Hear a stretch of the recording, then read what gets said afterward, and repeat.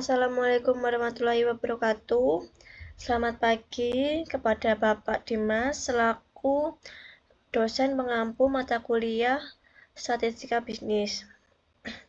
Perkenalkan, nama saya Natasha Putriawarani dengan NPM 3 digit terakhir yaitu 161. Ini saya akan mempresentasikan hasil hipotesis saya yang berjudul pengaruh uang bulanan terhadap pemilihan harga kos dan gaya hidup. Pertama ada latar belakang hipotesis. Alasan saya mengambil hipotesis ini adalah karena menurut saya tempat tinggal merupakan kebutuhan utama bagi mahasiswa dan perantau yang hidup jauh dari keluarga. Tinggal di kos adalah pilihan sulit karena tersedia berbagai macam harga, fasilitas, dan lokasi. Perbedaan harga kos ini seringkali ditunjukkan oleh kualitas fasilitas, seperti ukuran kamar, akses internet, kamar di dalam, keamanan, dan seberapa dekat mereka dengan kampus atau pusat aktivitas. Uang bulanan yang diterima dari orang tua atau sumber pendapatan lainnya sangat mempengaruhi pengambilan keputusan dalam situasi ini.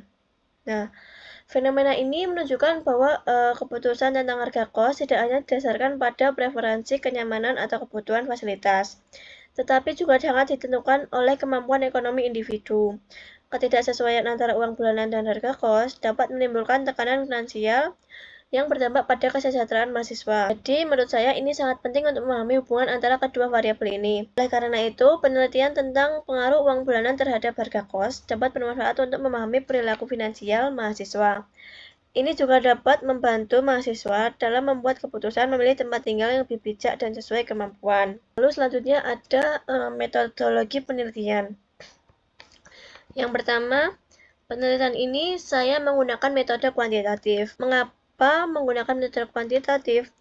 Karena menurut saya metode kuantitatif ini memungkinkan peneliti mengukur tingkat pengaruh uang bulanan sebagai variabel X terhadap pemilihan harga kos sebagai variabel Y menggunakan angka, sehingga hasil yang dihasilkan itu lebih objektif dapat diuji secara statistika. Lalu ada langkah penelitian. Yang pertama ada memilih sampel. Di sini sampel saya terdapat 31 sampel. Yang kedua, pengukuran awal. Yang ketiga, pengukuran akhir. Yang keempat, analisis ANOVA atau Z-tabel. Lalu ada teknik pengumpulan. Teknik pengumpulan yang saya lakukan adalah melalui kuesioner untuk mengukur variabel efektif untuk mengumpulkan data dari banyak responden.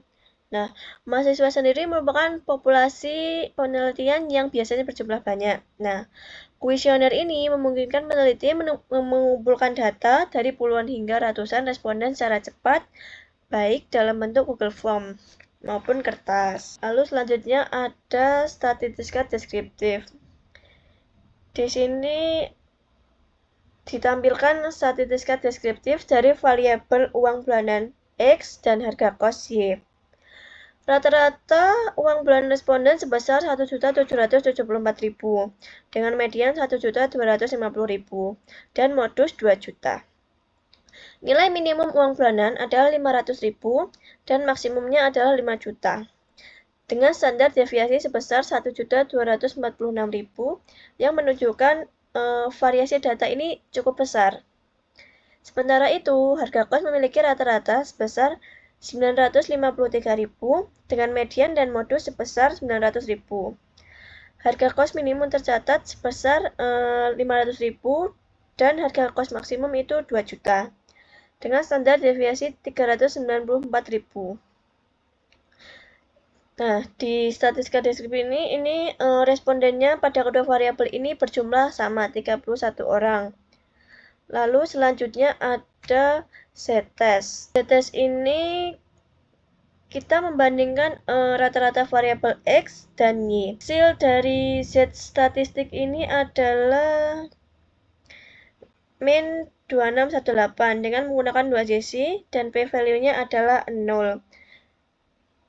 Nah, ini menunjukkan perbedaan yang sangat signifikan. Karena p-value 2 JC ini bernilai 0, maka kita menolak H0 dan menyimpulkan bahwa rata-rata kedua variabel ini berbeda secara signifikan. Lalu selanjutnya ada correlation. Berdasarkan hasil uji korelasi pada slide ini, diperoleh nilai koefisien korelasi antara uang bulanan X dan nilai harga kos Y sebesar 0,378. Nah, nilai korelasi yang bernilai positif ini menunjukkan bahwa hubungan antara kedua variabel berjalan searah. Artinya ketika uang bulanan meningkat, maka harga kos yang dibeli juga cenderung meningkat. Nah, namun karena nilai korelasi ini berada pada kisaran 0,30 sampai 0,39, maka kekuatan hubungan tersebut dapat dikategorikan sebagai hubungan sedang, sehingga pengaruh uang bulanan terhadap harga kos belum tergolong kuat. Hal ini mengindikasikan bahwa selain uang bulanan masih terdapat faktor lain yang mempengaruhi pemilihan harga kos, seperti fasilitas, lokasi, dan kondisi lingkungan kos. Lalu yang terakhir ada regression. Nah, di sini ditampilkan hasil analisis regresi linear antara uang bulanan sebagai variabel bebas dan harga kos sebagai variabel terikat. Di sini nilai R-square-nya itu sebesar 0,133. Yang berarti sekitar 13,3% variasi harga kos dapat dijelaskan oleh uang bulanan, sedangkan sisanya dipengaruhi oleh faktor lain. Nah, hasil uji signifikansi menunjukkan p-value sebesar 0,047 yang lebih kecil dari alpha 0,05, sehingga hipotesisnya diterima. Dengan demikian dapat disimpulkan bahwa terdapat pengaruh positif dan signifikan antara uang bulanan terhadap harga kos. Sampailah kita pada kesimpulan. Berdasarkan hipotesis yang diteliti, dapat disimpulkan bahwa uang bulanan memiliki pengaruh terhadap pemilihan harga kos. Semakin banyak uang bulanan yang diterima mahasiswa, semakin besar pula kemungkinan mereka memilih kos dengan harga yang lebih tinggi dan fasilitas yang lebih baik. Sebaliknya, mahasiswa yang memiliki uang bulanan yang lebih sedikit cenderung memilih kos dengan harga yang lebih rendah, agar pengeluaran bulanannya tetap seimbang. Oleh karena itu, hipotesis uang bulanan berpengaruh terhadap pemilihan harga kos secara teoritis diterima. Hal ini disebabkan oleh fakta bahwa kemampuan keuangan merupakan komponen penting yang mempengaruhi keputusan mahasiswa tentang tempat tinggal mereka. Terima kasih. Sekian presentasi dari saya.